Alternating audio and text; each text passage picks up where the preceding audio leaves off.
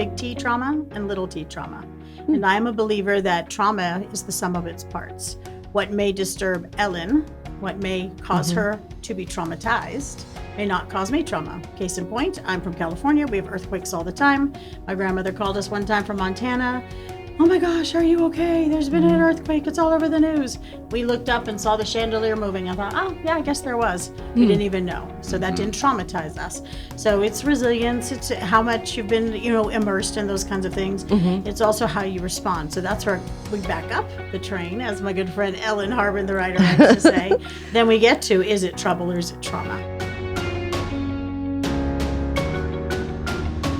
Welcome, everyone, to podcast number 285, Renew Your Mind. With us today, we have Senior Pastor Kevin Harbin. We have his wife, Ellen Harbin, and we have an extremely special guest, Dr. Erin. Yeah, not a special, but extremely special. But we're really excited to have this podcast today. Dr. Erin, I believe she has her PhD in a biblical counseling. Is that correct? Christian clinical counseling. Christian. Okay. Very Thank close, you for, very close. I'm not even going to try to say that because I'll get my tongue all tangled up. But she happens to be visiting in Michigan today, and she was so kind to take time out of her schedule to come have a podcast with us. So we want to learn a little bit more about you, Dr. Erin. And one question that I have, one question that I have is, how did you meet the Harbins? Yeah. I'll just start with that before we get into the clinical stuff. This becomes we're going to sit back and watch Ellen and Erin Okay, good. begin. Because I have my thought, but I'm just curious.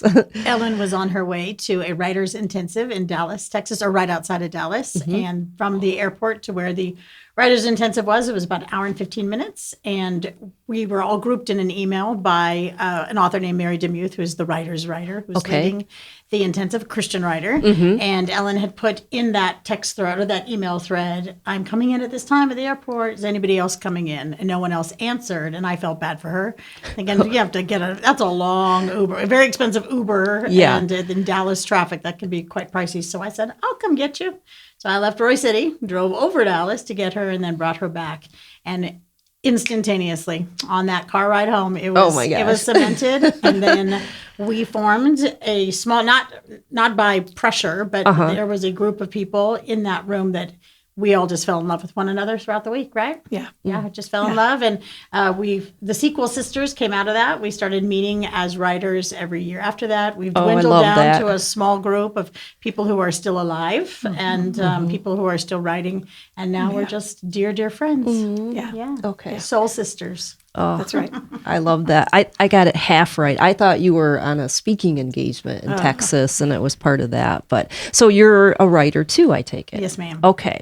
Not as prolific as Miss Ellen, but I do jot a few things down. So, Ellen, how do you feel that you were responded to almost as a pity project? Oh, wait. Come on. Tell us more about that. Yes, I was in need, and Erin met my need. Yeah, there you go. Well, God It's answered what your she prayer, does though. for her living now. So no, it works. Yeah, no, it's been a very good connection. Okay. Yeah, many, many years ago. 9 years? Are we on? We are 9.5. 9.5. And how many people were in that group? 12. Oh, so it was a pretty intimate group then. Oh, that's great. Okay. And it was a week long? Week long. And was it grueling? No. No. Very, not at all. very good. Okay. I mean, it was a lot of writing intensive, but it was very, very nourishing. Okay. Yeah. All right. So now we know how you met. So I've heard that you have multiple counseling centers. So I believe it's called Higher Hope Institute? Yes. Okay. So could you tell us more? Yeah. So there's actually Higher Hopes Counseling, Higher Okay. Hopes Online, and Higher Hopes Institute. And the Institute is the educational leg of all that. We have certified biblical counseling certification. We have CE credits for licensed professionals, both pastors, counselors, therapists, teachers, anyone who, even nurses, you have people working in mental health in the hospitals. So CE credits, continuing education credits for those folks. And then we have the Family Life leg, which is completely free, where we put up workshops for families. We've got one up there for wounded parents and one on grief, and those are completely free. The rest are nominal fees for those things. Higher Hopes Counseling was the launch of it all many, many moons ago. And that is in Texas, and was the launch for in-person counseling with some virtual. And then most recently, Higher Hopes Online, the last triage of the empire, to take it to the world. Biblical counseling, which is available online and now in 3 languages, hopefully in many, many languages, available to anyone in the world virtually. Wow. By virtue of the fact that you have the degree that you do and the name that you have, Higher Hopes, is as a pastor, I always like to believe my hope is in something higher than me. Yeah. Is there a connection in your name? Absolutely. Not to say anything against licensed counseling. I have licensed counselors on my staff. We're integrated with biblical counseling and licensed counseling, because I do believe that people should be able to choose the type of care that they provide or they receive. And some people don't need licensed counseling. They don't need a diagnosis. But when I was looking at secular counseling, non-faith-based counseling, you can have a counselor for the rest of your life. You can, I mean, that's a status quo. You can have someone, you just get a therapist and they're with you for as long as you need them. But where's the hope in that? Shouldn't we be healing? Shouldn't we be released? Shouldn't we be hitting a mountaintop somewhere? So the Higher Hopes was formed with the idea that Jesus came to give us a hope, and our hopes are higher. And in biblical and Christ-centered licensed care, we should be receiving hope, and we should be exiting services at some point, because hope has been found, peace has been found. Dana, I think that's a segue now for the kinds of, well, we're going to talk about the 2 T's. And so I hope that people will be listening carefully, because there's none of us that haven't gone through perhaps what we're going to be talking about today. Sure. And that's the 2 T's. So set it up for us. Okay, 2 T's. So I'm going to read this off because I want to make sure that we talk about all of these things. But so the 2 T's, troubles, traumas. What is the difference? Well, let me back up. Jesus said that in this world you will have trouble. However, he did not say that you will have trauma. So what's the difference between trouble and trauma? And a couple of more questions. Do you think we overuse the word trauma? Because I almost think we probably do, but that's the question to you. And if so, how and when did it happen? Okay. So how is that for about 5 questions? We'll definitely, we'll break that out. Yeah. So first of all, within the trauma, there are also 2 more T's. So we're going to factor those out. There's big T trauma and little t trauma. And I'm a believer that trauma is the sum of its parts. What may disturb Ellen, what may cause her to be traumatized, may not cause me trauma. Case in point, I'm from California. We have earthquakes all the time. My grandmother called us one time from Montana. Oh my gosh, are you okay? There's been an earthquake. It's all over the news. We looked up and saw the chandelier moving. I thought, oh, yeah, I guess there was. We didn't even know. So that didn't traumatize us. So it's resilience. It's how much you've been, immersed in those kinds of things. It's also how you respond. So that's where we back up the train, as my good friend Ellen Harbin, the writer, likes to say. Then we get to, is it trouble or is it trauma? Because little t trauma is also known as compound trauma. So you may have had an uncle who harmed you over a course of years. You don't have a start date. This happened on that day in this way, like an explosion or a car crash or a mugging, but it was over years. So it was compound, and it could be maybe even not anything, I don't know what words we can say on this podcast, but nothing that, would be criminal, but it was just maybe a belittling over the years, an uncle that just belittled you. And that was traumatizing. You lost your sense of self. You lost your sense of confidence. So it's the sum of its parts. If you have been changed for the worst, then it's trauma. If you have been altered for the worst, then it is considered trauma. Whether it's big T or little t, okay. Because someone like me, I had an uncle who razzed me all the time. He was always, but I have a very, come on, give me your Bring best it shot on. attitude. So it did not traumatize me. It actually made me work harder, made me think faster on my toes. And so it's really your response, your resilience, and then how does that compound and what's some of your parts. So we look at it in a sense of, if you could open up the DSM, which is called the Diagnostics and Statistics Manual, it's how you see if there's a disorder. And that's how doctors and therapists use to diagnose you if you need a diagnostics. And in that, you have to reach certain criteria in a certain amount of time. And so the sum of the parts should be able to be found on paper to see if there's trauma. Do we overuse it? Absolutely. Just like we do, my ADD's kicking in or my OCD's kicking in. We use those things, which I love, because that means people are learned and they are researching, and we are not just being told to stuff it down, shove it down, grow a pair, all the kind of things that are crass that we're told to not face our emotions. Sure. But at the same time, the pendulum has swung.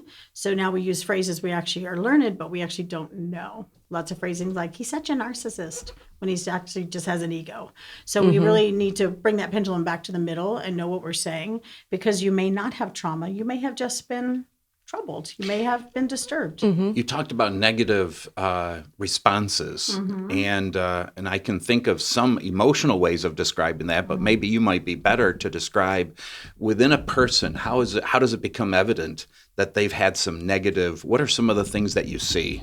Okay, so I would use words like stuck, ruminating, looping, if you can't get unstuck. And ruminating is a word that it's what animals who chew the cud do, right? They chew it up and then they spit it out and they pick it up again, trying to get more nutrients out of it. So if you're looping and you're trying to solve the problem inside of a loop with no forward motion, most likely you have been traumatized. Little t trauma or big T trauma. Yeah.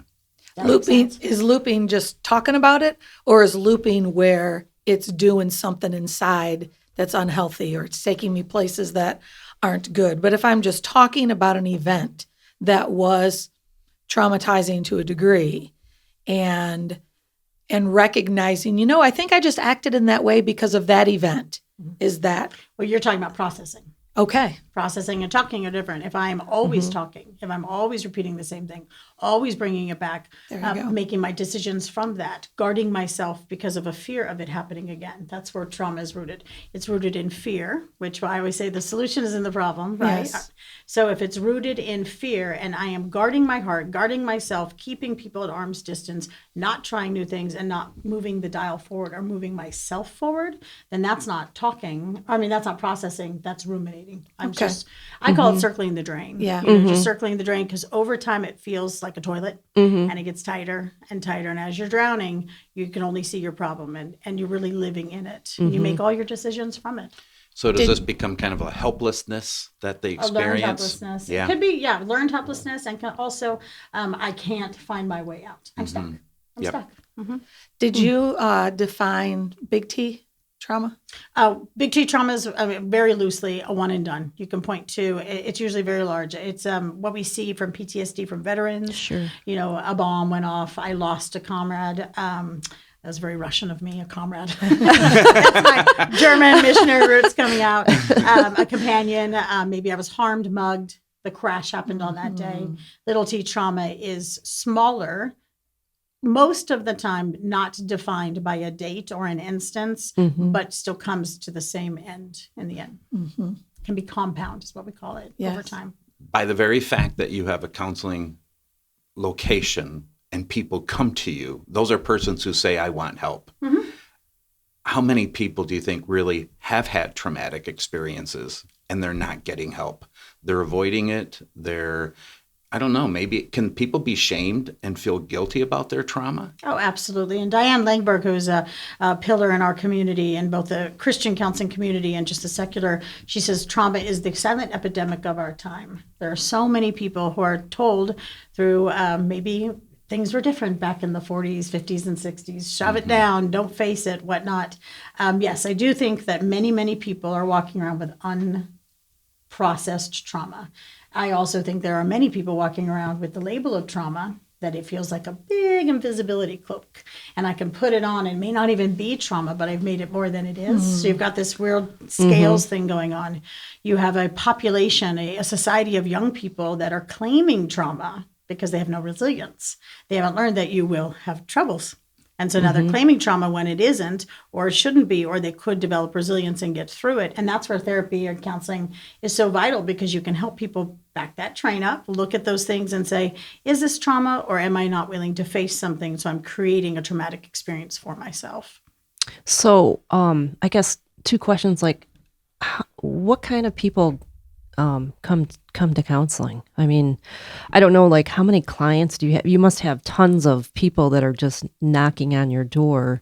We are very, very, very busy. We have a lot of people coming in. I mean, I know the numbers because I actually am stationed. Our office is inside of a Methodist church in Royce City, Texas. Oh, really? That's where Okay. we rent space. And we have 7 different offices, but in that one office alone, we served 2,000 sessions last year alone. Wow. So, and that's just in the Roy City office. And it's from children on up through Age adults. 5 to, if we say if you're 105 and still coming, we're going to switch seats. We actually need to learn from you. I like that. My oldest client has just turned 84, and we have people already in the 80s, and yeah. So does your client, do your clients kind of come in and leave, or do they come on a continual basis, or it just depends? Depending on the need, everyone's journey and length of that journey and willingness to do the work is different.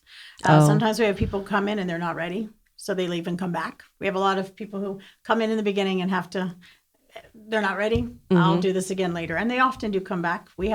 We're solutions based though. We do believe in a hope, and that whatever you came in, we need to be working towards whatever those goals are. Counselors have goals and then clients have goals.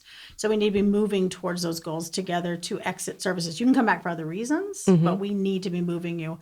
I always say, if not, you're just paying me to be your friend over time. And there are certain mental health disorders that do need long-term care. Schizophrenia, there's certain kind of untreatables, they say, in the secular world. Nothing's untreatable in our world, that do need long-term care because they need someone who can hold them accountable when the voices say something or the distortions happen in their mind. They need someone to help them walk through that. But that's a different kind of care than just sitting in your problem and never moving the dial. Okay. Erin, I want you to swing back to in our world, the comment you just made. You said nothing is untreatable in our world. Can you give a sweeping stroke of what you mean by that? I think number one, the thing that I see is, are people willing to do the work? Are they willing to humble themselves? First of all, our world. Are you talking about Jesus followers? Yes, Jesus Christians? followers, Okay. Yes. Are they willing to do the work? Are they willing to humble themselves? Are they willing to, whether physically or emotionally, prostrate themselves and say, you are all and I am nothing? Because that is the posture you need when you are doing biblical care. You have to humble yourself. And then from there, anything is treatable. Even if you have something like narcissism, which the secular world will call an untreatable, but I've seen it be cared for. I've seen a man turn to me and say, I think I'm a narcissist. And we've said, yes, but now we can move forward. And now I see him in a thriving marriage that it isn't just salvaged, but is not just surviving, but thriving because he was willing to do the work as a Christian man and humble himself. So in the secular world, whether it's money or just the non-belief in a hope, that, I get this the label, living I hope, always the am. true hope, the only hope. Yeah, I always am this. It's, I don't want to make anyone upset who is working on their journey of sobriety, but sometimes even people who are working in sobriety, I'm an alcoholic. I am, I always will be. Well, then where's the healing in that? Where's the hope in that? How about I struggle with alcoholism and I've overcome that struggle because I'm thriving, but I'll never touch the stuff again. It's much different than I'm an alcoholic. I'm always going to be in a 12-step and I'm staying in this right here, because then you just pick up other addictions and other things. So it's a different, and it's the reason I do biblical counseling. It's the reason that I choose non-licensure. My anchor verse is John 10:10, John chapter 10, verse 10. Jesus said, I have come to give life and life to the full, or life abundantly. And what I kind of chuckled in my heart, Dana, when you said, what kind of clients come to her? And I'm like, well, the kind of humans that attend the Gaylord Methodist Church. Exactly. Because everybody is somehow living below the abundance that God would want to give us. And whether it's coming to church, is church for the weak and for those who need a crutch in life? Yes. And are people who go to counseling, are they weak and do they need a crutch? Well, we want to rise above. And so I'm thinking right now of our Gaylord Methodist Church people who are listening to this. Because of the second half of your anchor verse? Abundant living. Yes. And life to the full, to the end. Yeah. And so as I'm even just thinking about the people who attend our church, I know somebody's listening to this and they're saying, I've been through trauma. I've had troubles. And what you're saying is that don't get stuck. Even whether you're 65 or 75 or 85, don't get stuck in that. Yeah. But do people as they get older start to dismiss the trauma? Do they avoid dealing with it, talking about it? And what might happen if they didn't? In my experience, I have quite a few older clients who actually get to their 60s and 70s and say, I need to deal with this. So I think there is a season in their life where you do obey what you've been told, shove it down, suck it up, do all the things. But then you get to a point where you think, I am stuck, I am miserable, this is not getting better, things are not moving, and people are realizing. So I'm getting more and more older clients, which I absolutely adore working with.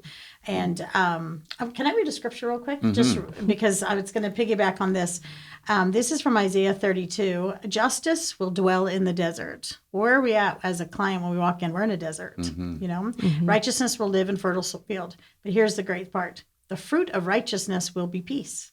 The effect of righteousness will be quietness and confidence forever. What do people come in? They want peace. Yeah. They want confidence. And they want quiet in their soul. They want the internal chaos. Yes. Yeah. So wherever there you are, whether you are 13 and listening to this or you are 83 and listening to this, if there is disquiet, if there's a lack of confidence in self, or maybe you've never even formed your whole self, you don't even know who's in there. You've just been going through the motions and there's no peace. Well, the first thing to do is to look and say, how can I be righteous? And one of the righteous things is do the work. Know thyself. Right? Do the work. Self-awareness. Yeah. And partner with God. And in self-awareness, the key to biblical counseling, Christian counseling that's different than secular, is when I ask who I am, I must ask it in the light of who he is and who am I in you. And that's the difference. And so that's where the righteousness can come in. How can I do something righteous? And sometimes that righteousness is doing something for yourself. Taking care of your temple on the inside. You know, we can work out all we want or eat For healthy righteousness' foods, sake, for righteousness' not sake. for me sake. Yeah, not for me sake, for righteousness' But I sake. benefit because of that. Yeah, I will go into counseling. I will meet with someone. I will do the work to get it all out and purge it so the inside of my temple is swept because I'm doing so in a righteous manner so that I may have peace. What is Quietness. that Isaiah scripture? Isaiah 32, starting at verse 16. And then he promises, I love this next two lines, my people will live in peaceful dwelling places, in secure homes, and undisturbed places of rest. Wow. Trauma and troubles create disturbance. Yeah. And here's our renewing your mind scripture right there. That's right. Yeah. Folks, you might want to be writing that one down, underlining it in your Bibles, putting it on an index card, and reminding yourself that this kind of peace can take place in our lives. And sometimes we need help, and it's not an awful thing. I love that on our church, at our church, we have a connections card that just informs people, communicates to people, and we have a spot where we can check. I want to see Pastor Kevin, Pastor Jeremy, or Pastor John, and I'm saddened actually that more people don't check that. Yeah. I'm saddened that more people don't check that because it's not a sign of weakness to say, can we talk? Can I just share some things? Maybe we'll put a little box now. I want to talk to Dr. Erin. Yeah. Come on, I got me and a great team. Oh, well, I think we'll wrap it up right there. That's pretty powerful what you said, that not many people check that box to talk to the pastors. Yeah. I'm surprised at that. So Well, shame can do some crazy things. yeah. can. Okay. So that'll put a thought into each one of our heart. Maybe we need to talk. So, all right. Well, thank you, Dr. Erin. Absolutely. And thank you to our listeners. We're so excited to have you join us today to talk about this. We come to you from the Gaylord Methodist Church. We have two services, two services on Sunday, a 9 a.m. traditional and a 10:45 contemporary. We'd love to have you come in person. But if you can't, you can view us via Facebook, YouTube. If you have any questions, you can Google us, call the office, 989-732-5380. And we just are really glad you listened. So come listen to us next week as we talk to Dr. Erin again. Thanks, everyone.